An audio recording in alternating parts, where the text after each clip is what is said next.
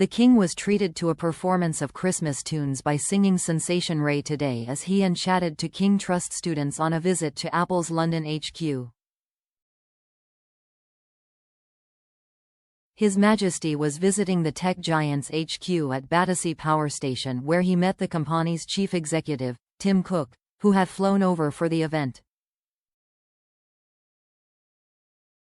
Apple have teamed up with the King's Trust on technology workshop sessions to empower young people to build confidence and develop creative digital skills. The entire building had turned out to greet and cheer His Majesty and Cook, who walked up and down shaking hands and talking to excited staff in the atrium. The King was also introduced to British talent, including actress Cush Jumbo, artist Yinka Alori, England rugby players Jess Breach and Lou Meadows, and influencer and disability activist Lucy Edwards. He also chatted to youngsters from the local St. George COFE primary school, Battersea, whose Christmas drawings were projected on the power station's iconic chimneys as His Majesty departed. He asked them if they were enjoying their visit to Apple. Tim and Charles first browsed the Christmas market stalls, before heading to the Apple HQ and listening to a surprise performance from singer Ray, who said it was very scary and very amazing to be in Charles' presence. The King, 76, appeared in very positive spirits as he spoke with traders, some of whom are young entrepreneurs supported by the King's Trust's Enterprise program. Charles seemed very intrigued as he browsed the Christmas market stalls, chatting with his usual enthusiasm and energetically smelling a festive candle at the curated Makers Market.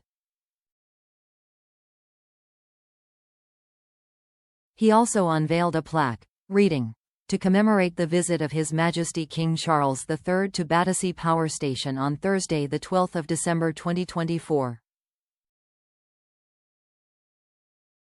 The King looked smart and was wearing a smart blue suit and patterned tie. It is his first visit to the refurbished site, which reopened in October 2022. The royal was greeted by Christmas carols sung by the community choir before viewing stalls in Turbine Hall A and meeting representatives from local community organizations and primary schools. He also met Rita Kelly, who worked in the power station in the 1950s and led the official reopening. He was particularly keen to speak to a group of King's Trust young people who have participated in the Apple courses. "I do hope we haven't impeded you," he said, and listened with fascination at the young people tell him how the courses had changed their lives. "Did you enjoy it?" he asked one young girl. "It was amazing," she enthused. "You never know," he joked, "they can be skeptical to start." "I am just glad you feel that it has given you skills and focus and you are now finding where your place is." He looked delighted when a mother told him, "I had moved, I had no friends, ambition was lacking. But after doing this, I love it. I have ambition now, I know what I want to do and where I want to go. It's all down the course." "Brilliant. And was it long enough?" asked the King. "Too short? I hope it has had a positive effect and been of use."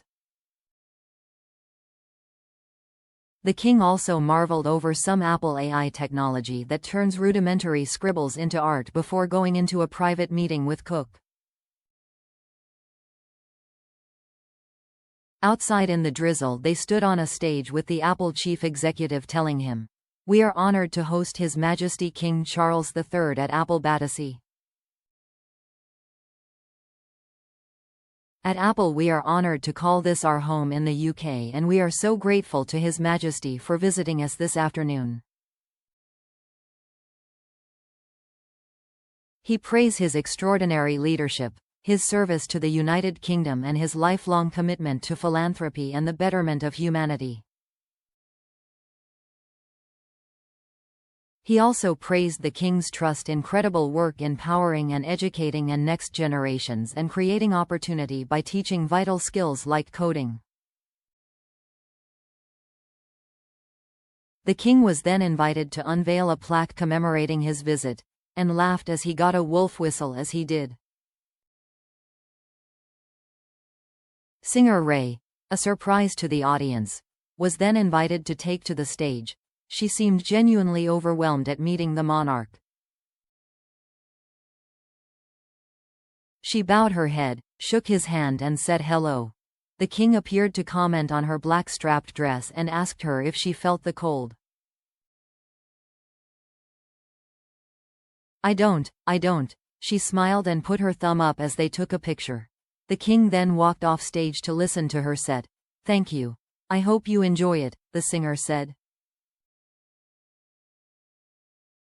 He stayed to listen to her sing her first song, as she said, "What an honor to be in the presence of His Majesty today. It's all very scary and very fancy, so it's very amazing." She began by singing "O Holy Night," one of her favorite Christmas carols, as the King listened. He then slipped off given the cold and rain, while Ray continued her set. At one point she said she had decided not to sing her biggest hit, "Escapism." The King is in the vicinity and there are too many swear words. My Nan would never forgive me. But the monarch had left by then.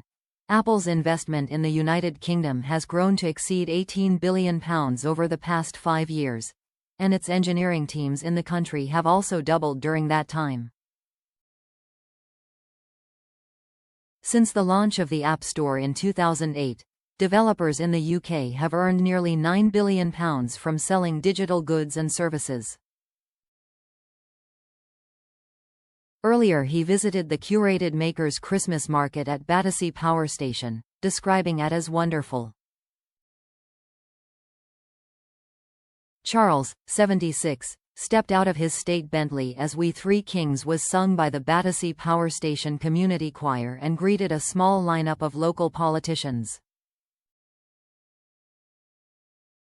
His Majesty waved to the crowds gathered outside the impressive red brick building, which reopened in October 2022 as a community of shops, restaurants, offices, homes, and public spaces.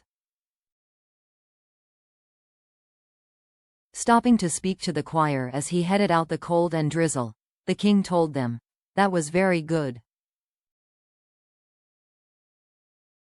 You must be frozen.